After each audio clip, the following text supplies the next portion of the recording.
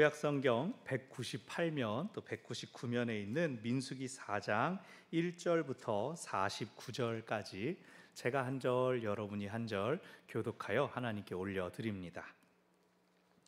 또 여호와께서 모세와 아론에게 말씀하여 이르시되 레위 자손 중에서 고핫 자손을 그들의 족속과 조상의 가문에 따라 집계할지니 곧 30세 이상으로 50세까지 회막의 일을 하기 위하여 그 역사에 참가할 만한 모든 자를 계수하라.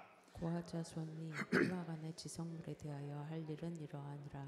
진역이 전진할 때에 아론과 그의 아들들이 들어가서 칸 막는 휘장을 걷어 증거궤를 덮고 그 위를 해달의 가죽으로 덮고 그 위에 순청색 보자기를 덮은 후에 그 채를 꿰고 진설병의 상에 청색 보자기를 펴고 대접들과 숟가락들과 주발들과 붓는 잔들을 그 위에 두고 또 항상 진설하는 떡을 그 위에 두고 홍색 보자기를 그 위에 펴고 그것을 해달의 가죽 덮개로 덮은 후에 그 채를 꿰고 청색 보자기를 취하여 등잔대와 등잔들과 불집게들과 불똥 그릇들과 그 쓰는 바 모든 기름 그릇을 덮고 등잔대와 그 모든 기구를 해달의 가죽 덮개 안에 넣어 매는 틀 위에 두고 금제단 위에 청색 보자기를 펴고 해달의 가죽 덮개로 덮고 그 채를 꿰고 성소에서 봉사하는 데 쓰는 모든 기구를 취하여 청색 보자기에 싸서 해달의 가죽 덮개로 덮어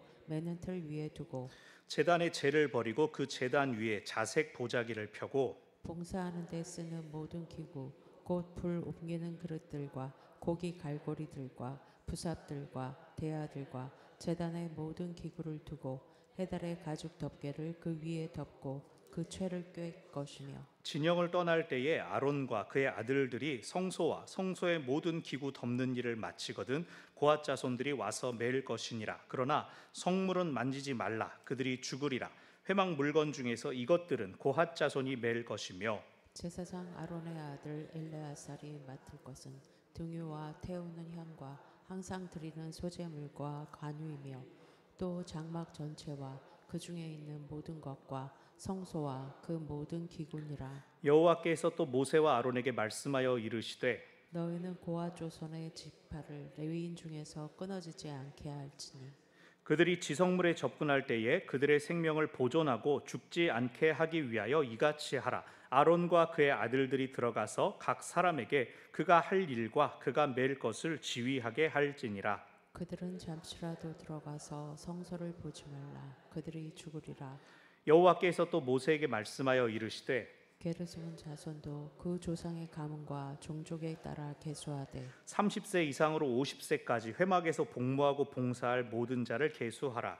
게르손 종족의 할 일과 맬 것은 이러하니 곧 그들이 성막의 휘장들과 회막과 그 덮개와 그 위에 해달의 가죽 덮개와 회막 휘장 문을 떼며 뜰의 휘장과 성막과 제단 사방에 있는 뜰의 휘장 문과 그 줄들과 그것에 사용하는 모든 기구를 매며 이 모든 것을 이렇게 맡아 처리할 것이라. 게르손 자손은 그들의 모든 일 곧 맬 것과 처리할 것을 아론과 그의 아들들의 명령대로 할 것이니 너희는 그들이 맬 짐을 그들에게 맡길 것이라. 게르손 자손의 종족들이 회막에서 할 일은 이러하며 그들의 직무는 제사장 아론의 아들 이다말이 감독할지니라. 너는 무라리 자손도 그 조상의 가문과 종족에 따라 계수하되 30세부터 50세까지 회막에서 복무하고 봉사할 모든 자를 계수하라. 그들이 직무를 따라 회막에서 할 모든 일 곧 그 맬 것은 이러하니 곧 장막의 널판들과 그 띠들과 그 기둥들과 그 받침들과 뜰 둘레의 기둥들과 그 받침들과 그 말뚝들과 그 줄들과 그 모든 기구들과 그것에 쓰는 모든 것이라. 너희는 그들이 맡아 맬 모든 기구의 품목을 지정하라. 이는 제사장 아론의 아들 이다말의 수하에 있을 무라리 자손의 종족들이 그 모든 직무대로 회막에서 행할 일이니라. 모세와 아론과 회중의 지도자들이 고핫 자손들을 그 종족과 조상의 가문 따라 계수하니 30세부터 50세까지 회막에서 복무하고 봉사할 모든 자 곧 그 종족대로 계수된 자가 2750명이니 이는 모세와 아론이 여호와께서 모세에게 명령하신 대로 회막에서 종사하는 고핫인의 모든 종족 중 계수된 자이니라. 게르손 자손 중 그 종족과 조상의 가문을 따라 계수된 자는 30세부터 50세까지 회막 봉사에 참여하여 일할 만한 모든 자라. 그 종족과 조상의 가문을 따라 계수된 자는 2630명이니 이는 모세와 아론이 여호와의 명령대로 회막에서 종사하는 게르손 자손의 모든 종족 중 계수된 자니라. 무라리 자손의 종족 중 그 종족과 조상의 가문을 따라 계수된 자는 30세부터 50세까지 회막에서 복무하고 봉사할 모든 자라. 그 종족을 따라 계수된 자는 3200명이니 이는 모세와 아론이 여호와께서 모세에게 명령하신 대로 무라리 자손들의 종족 중 계수된 자니라. 모세와 아론과 이스라엘 지휘관들이 레위인을 그 종족과 조상의 가문에 따라 다 계수하니 30세부터 50세까지 회막 봉사와 매는 일에 참여하여 일할 만한 모든 자. 곧 그 계수된 자는 8580명이라. 함께요. 그들이 할 일과 짐을 매는 일을 따라 모세에게 계수되었으되 여호와께서 모세에게 명령하신 대로 그들이 계수되었더라. 아멘. 이제 전교인 야외배 열흘 정도 남았습니다. 많은 분들이 일을 이제 나누셔서 골고루 힘써 주시고 준비하고 계세요. 작년을 생각하면은 사실은 조금은 늦은 감이 있어요. 작년 같으면 이제 선물 포장 정도만 남아 있고 프로그램이나 게임 준비물들로 다 이미 갖춰졌었는데 말이죠. 다만 올해는 작년처럼 몇 분이 막 끌고 가는 게 아니라 담당을 더 세부적으로 나눠서 부서들이 같이 도와주시고 또 그렇게 짐을 나눠지고 진행을 하니까 한눈에 싹 들어오진 않아서 제 마음에 조금 조급한 것 같습니다. 제가 우리 목자 회장이신 진권사님께 중간중간 말씀을 듣고 있는데 서로 이제 상의하시면서 또 담당하신 분들에 대해서 부분들을 잘 챙기고 계시다고 들었습니다. 그래서 한쪽 마음으로는 아이고 이거 빨리 뭐 또 다음 진행해야 되는 거 아닌가 준비되고 있나 싶으면서 또 한쪽으로는 마음이 편안합니다. 목장별로 이제 인원들을 확인을 받고 있는데 되도록 많은 분들이 더 오시고 제가 막 이분은 누구예요? 막 이런 분들 줄줄줄줄 이름 더 나와가지고 많은 분들이 기쁨과 즐거움을 나누는 시간이 되면 되게 좋겠습니다. 또 앞에 서신 분들 하는 거 보면서 그냥 구경하고 뭐 이러기만 하지 마시고 가족들도 또 한번 또 찔러보고 1년에 한 번인데 좀 같이 나가보자. 사진도 찍어준다더라. 좋다더라. 또 괜히 이제 동네 친구도 한 번씩 다 찔러봐가지고 내가 다른 때 교회 오란 말은 안 하더라도 이런 때 우리랑 한번 나가보지 않으련. 그래서 우리 한번 잘 노는 것보다도 더 큰 기쁨과 즐거움이 있기를 기대합니다. 아멘. 자, 오늘 민수기 4장은 그렇게 역할을 나누는 것에 대한 말씀입니다. 레위인은 성막이 머물러 있을 때, 진영이 펼쳐져 있을 때에는 예배를 도왔지만 성막이 이동해야 할 때는 각자의 역할에 따라서 성막을 담당했습니다. 오늘 말씀을 통하여 우리는 우리에게 주어지는 역할들을 어떻게 섬기면 좋을지 깨닫는 은혜가 있으시기를 바랍니다. 아멘. 자, 우리가 지난주에 성막 주위에 레위인들이 어떻게 진을 치는지를 살펴봤습니다. 고핫은 둘째 차남이었지만 제사장이 아론이 그 가문에서 나왔기 때문에 동쪽 다음에 좋은 남쪽의 고핫 자손이 진을 쳤습니다. 그런데 꼭 집안 때문만이 아니라 제사장 가문 때문만이 아니라 그들이 담당하는 역할 때문에라도 방향이 정해졌다. 남쪽, 서쪽, 북쪽으로. 그리고 그 자세한 내용이 이제 오늘 본문에 나옵니다. 오늘 본문 크게 세 부분으로 나눌 수 있습니다. 역할에 따라서 고핫, 게르손, 무라리에 대한 내용입니다. 먼저는 20절까지 고핫에 대한 내용입니다. 2절 고핫 자손을 종족과 또 조상의 가문에 따라 집계하라, 수를 세어라 라는 말씀이죠. 3절 보니까 어떤 사람들이냐, 30세 이상부터 50세까지 나오는 사람입니다. 근데 민수기 8장으로 가면 25세부터 50세라고 연령이 좀 다르게 나오고 역대기에서는 또 레위인들을 20세부터라고 20세부터 직무가 시작된다라고 시간이 갈수록 점점 더 연령이 낮아집니다. 아마 이 뒤에 50세라고 하는 나이는 은퇴 연령이 오늘날 은퇴 연령인 70세와 같은 의미일 것입니다. 그러니까 여기서 말하는 50세는 실제적으로는 거의 죽을 때까지 힘 있는 시간 동안 성막을 섬겨라 라고 하는 뜻입니다. 20세, 25세, 30세의 차이는 젊을 때부터 너희들의 의무적인 사역이 시작이 되긴 하지만 무조건 혈기와 젊음만으로 하는 것은 아니라는 뜻입니다.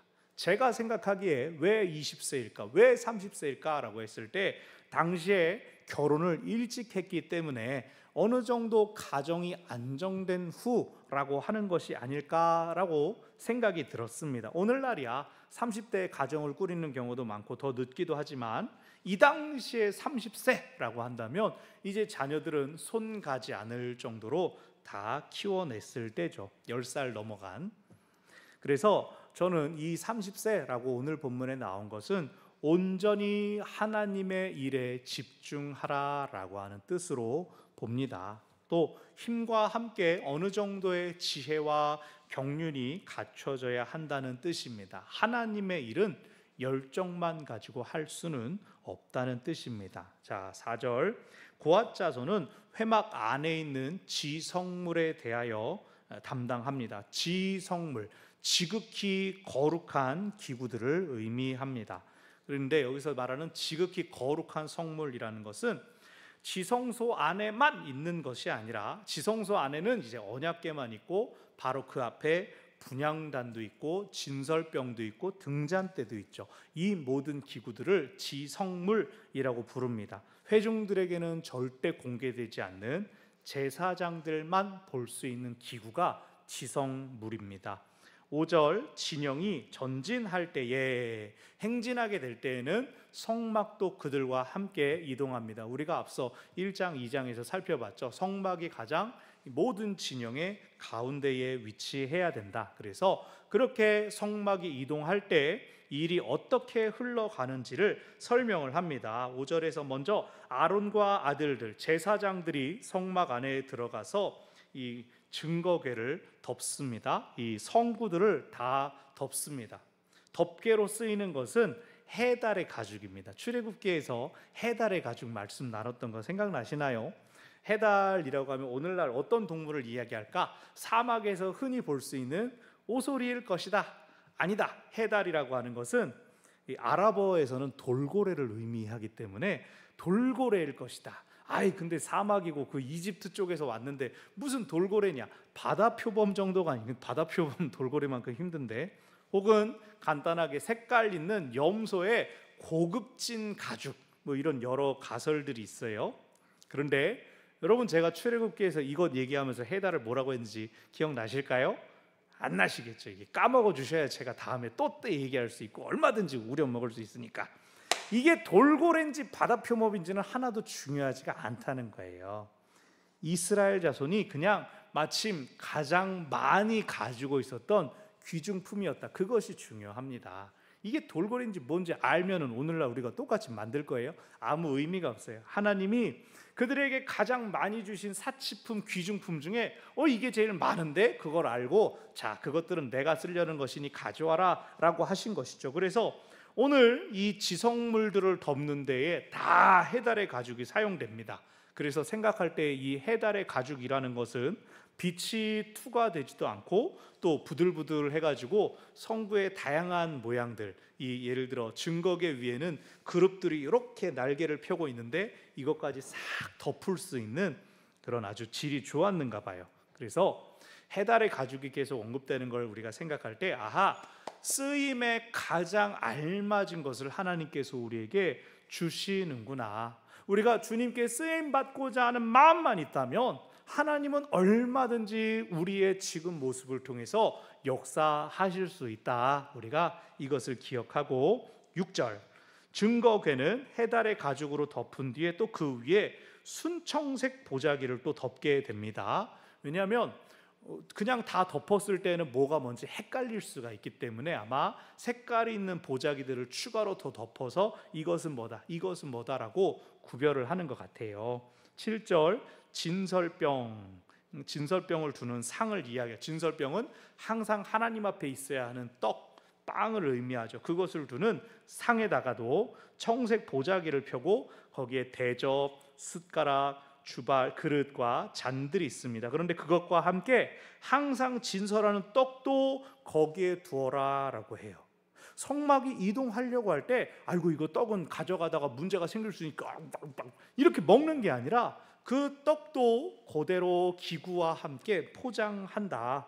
항상 차려져 있어야 하니까 이동할 때도 함께 포장한다라고 보여집니다. 8절 홍색 보자기가 덮이고 또 그 위에 해달의 가죽이 덮여서 왜 여기서는 반대냐? 홍색이 밖으로 나와야 되지 않느냐? 근데 진설병은 음식이니까 음식이 직접 가죽에 닿는 것을 피하기 위해 보자기를 덮지 않았을까 생각이 됩니다. 9절 이번에 또 청색 보자기는 등잔대와 등잔들 또 거의 불집게, 불똥그릇 쓰는 모든 기름 그릇이 또 청색 보자기로 덮이고 이제 해달의 가죽으로 덮입니다. 근데 이 10절을 보면 해달의 가죽 덮개 안에 넣어 매는 틀 위에 두라라고 했습니다. 등잔대 여러분 아실 거예요. 이렇게 또 제가 밑에 모형을 안 가져왔는데 이렇게 밑에 이제 큰 기둥 올라가지고 위에 7가닥으로 나눠지는 메노라라고 하는 등잔대 키가 한 요 정도 됩니다. 그래서 쉬운 말로 그냥 이렇게 거꾸로 잡으면 되는데 손잡이 줄기를 잡으면 되는데 뒤에 나오지만 절대로 손으로 잡지 말라는 거예요. 이거를 담는 틀이 있어서 틀에 담고 틀째로 어깨에 매라. 니들 들기 편하라고 만든 게 아니라 이것은 세워지도록 그렇게 한 것이고 절대 손을 대지 말아라 라고 하십니다. 11절 금제단, 제단은 이제 분향단입니다.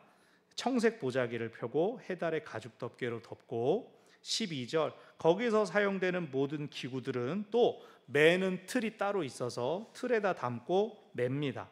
13절 제단 위에 향을 피우고 나서 태우고 나서 남은 채는 가져가지 않고 채는 그냥 잘 버립니다. 그리고 그 위에 자색 보자기를 펴고 그래서 진설병은 싸가는데 채는 버린다. 이 차이가 하나 있고 14절 제단의 그릇들, 기구들을 또 자색 보자기 위에 두고 가죽 덮개로 덮습니다.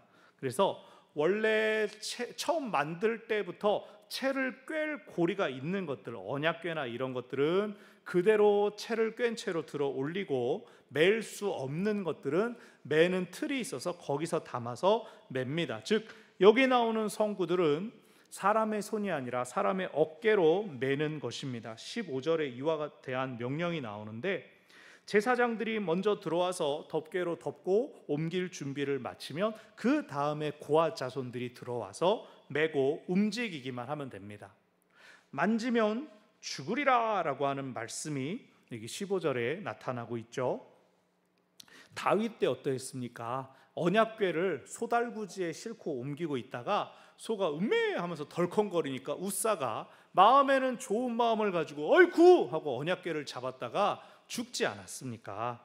당연히 여기 오늘 본문에 나오는 기구들 중에도 어떤 것들은 손으로 잡고 옮기는 게 훨씬 더 쉬운데도 하나님은 때로 우리의 불편함의 헌신을 요구하신다는 것을 기억하시기 바랍니다. 자, 16절 제사장인 엘르아살은 등유, 소재물, 관유 이런 것들을 직접 챙깁니다. 제사에 사용되는 재료들은 제사장이 직접 챙기게 됩니다. 고핫 자손이 하는 일이 아니라는 거예요. 아무리 직무를 나눠도 나눌 수 없는 것이 존재한다. 어떤 것들은 꼭 제사장들만이 다룰 수가 있더라. 그리고 18절부터 20절까지 고핫 자손만을 위한 특별한 명령이 있습니다. 그들이 레위인 중에서 끊어지지 말게 하라. 끊어지지 않게 하라. 이것은 그들이 지성물에 접근해서 그걸 다룰 때 주의시키라는 겁니다. 이삿짐에 다 넣는다고 성물이 아니게 되는 게 아니죠. 여기 19절에서 그들이 20절 잠시라도 들어가서 성소를 보지 못하게 하라 라고 하는 것은 기구들이 외부로 보이지 않도록 잘 덮어라. 제사장들이 잘 덮어 놓아라. 그것을 틈으로 이렇게 뭔가 보면은 본 사람이 죽게 되니까 그들의 생명을 보호하기 위해 지성물을 잘 덮어 가려라 라는 뜻도 있고 혹은 성소로 이해해서 고아자손, 네, 이렇게 생겼구나. 휘장과 장막을 두리번거리지 말라라는 뜻도 있습니다. 마포구 합정동에 가면은 동방정교회의 사원이 있습니다. 근데 예배당이 막 이렇게 아름답고 성화들이 잔뜩 그려져 있어요. 우리로 치면 이 강대상 앞에는 벽이 있습니다. 벽이 놓여 있고 문이 예배 때는 열려서 이 사제가 왔다 갔다 하면서 제의를 집례하는데 요 안에 들어가서 이 사제와 부제들이 안에서 막 뭘 해요. 기도문을 외우면서 막 뭐라고 하는데 밖에 있는 회중들은 볼 수가 없어요. 그런데 그것은 회중들 보라고 하는 게 아니니까 가려진 곳, 거룩한 곳에서 이루어지는 예배가 있다. 그 안은 촬영도 할 수가 없고 이렇게 들여다봐서도 안 되는 그런 구분이 지금까지도 남아 있습니다. 오늘 성막에서도 그 성구와 성소 안은 거룩한 곳이다. 특별히 게르손이나 무라리 자손을 향하여서는 그들은 잘못하면 죽는다 이런 얘기가 나오지 않습니다. 고한만, 지성물을 직접적으로 다루는 고한만 조심하도록 해라. 근데 넌 걔네들을 조심시켜라가 아니라 니들이 조심해서 그들의 생명을 지켜주어라 라고 하시죠. 여기만 조금 자세하고 뒤는 이제 쑥쑥 갑니다. 22절부터 28절까지는 게르손 자손의 임무로, 25절 그들은 성막의 휘장들, 또 회막, 덮개, 가죽 덮개, 휘장문, 26절에 뜰에 치는 휘장, 휘장문, 줄, 기구, 그리고 26절, 27절에서 이것들 역시도 어깨에 매는 짐입니다. 그래서 고앗 자손들이 기구들을 어깨에 메고 우르르 다 나오면 게르손 자손들이 천으로 된 장막을 철거하고 이제 어깨에 맵니다. 28절 이걸 감독하는 것도 역시 제사장 이다말입니다. 그래서 형인 엘르아살은 직접 성물을 다루면서 고앗 자손을 감독하고 말제인 이다말은 게르손 자손과 무라리 자손을 감독하는 역할을 합니다. 29절부터 33절까지 무라리 자손의 임무입니다. 31절 장막의 널판들, 띠들, 기둥, 받침. 32절 뜰 둘레의 기둥들, 받침들, 말뚝, 줄들입니다.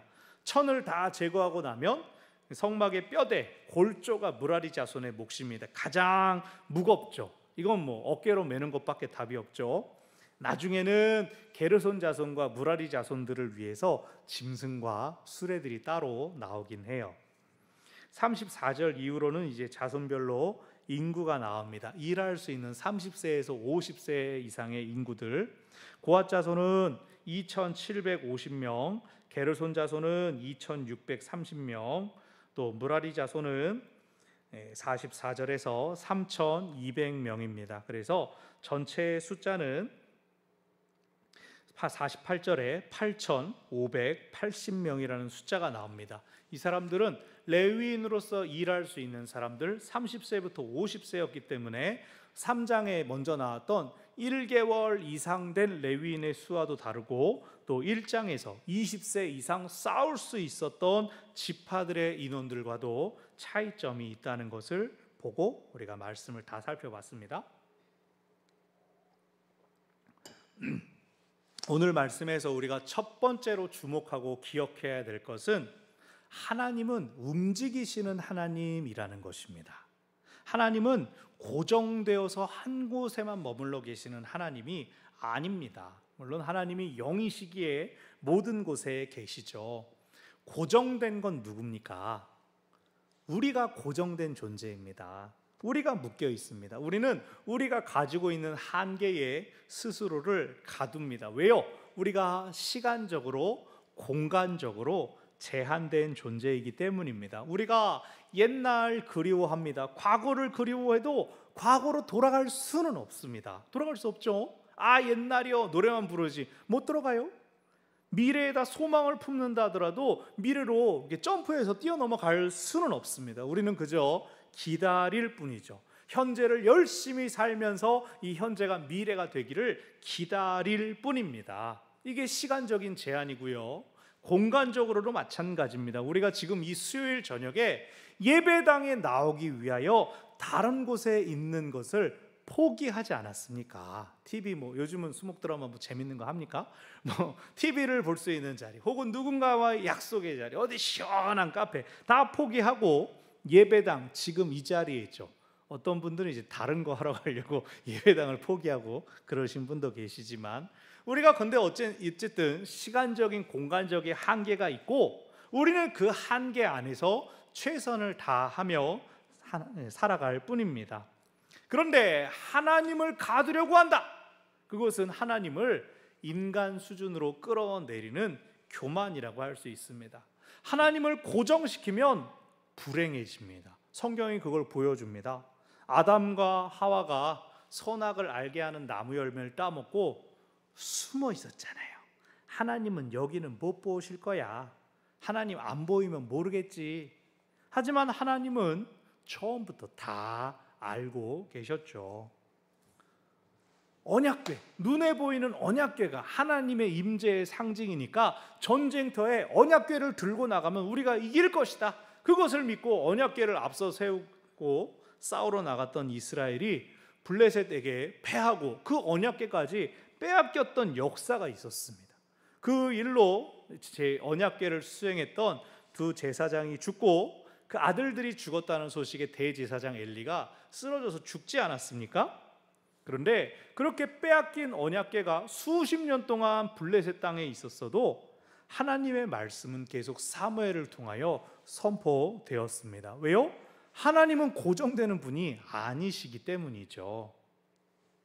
이 이스라엘과 유다 역사에서 성전이 파괴되었습니다. 예루살렘 멸망당했습니다. 그 과정에서 언약궤도 어디로 갔는지 역사 속에서 사라진 게 아마 그때다라고 추정을 해요.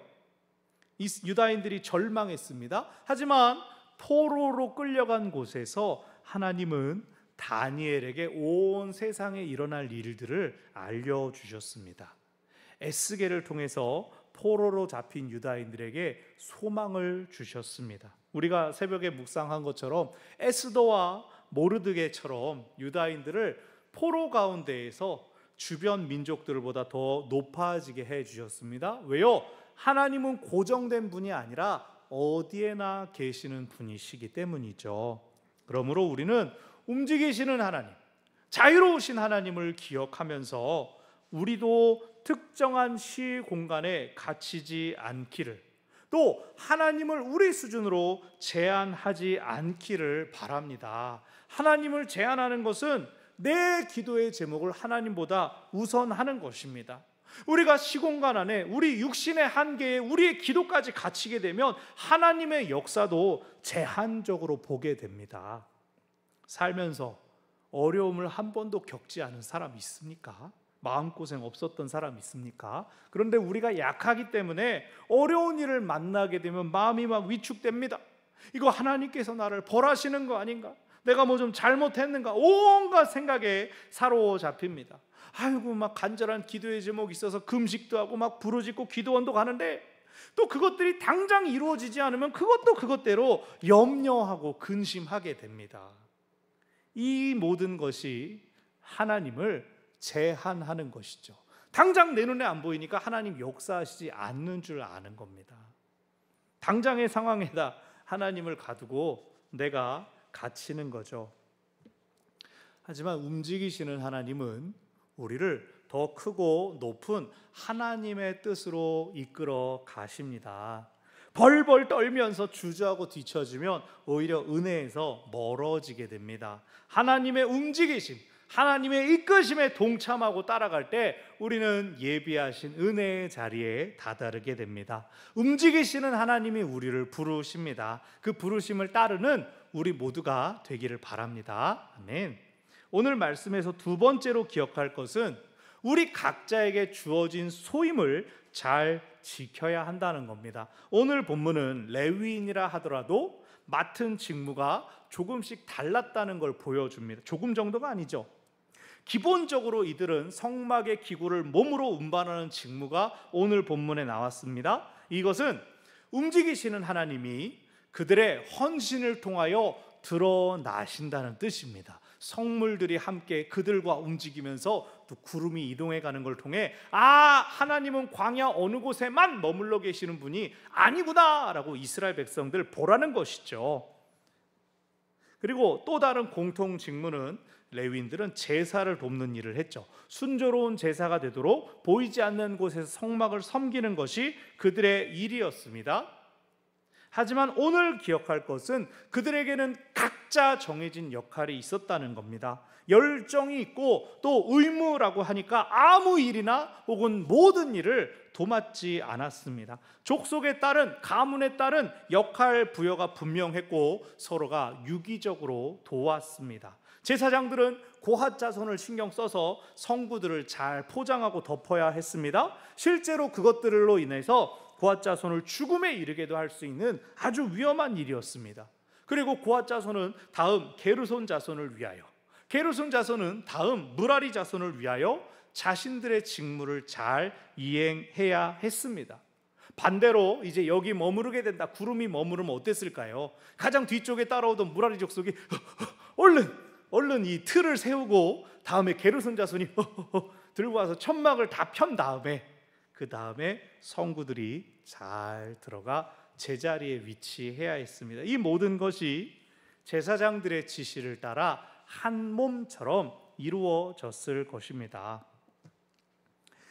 이번 달에 제가 항상 한 3월까지는 이게 아무도 이제 식사 섬기는 분이 안 계신가 막 그러면서 되게 갈등을 하는데 어저께도 이제 쭉 달력을 보면서 이 1층 게시판에 있는 달력을 보면서 이래저래 감사하다 뭐 결혼 예식이 있었든지 혹은 뭐 여러 가지 감사한 제목들로 식사를 계속 막 5월에 뚫뚫뚫뚫 또 6월도 좀 이어집니다. 이렇게 식사가 들어올 때마다 만나부가 큰 수고를 해주시죠.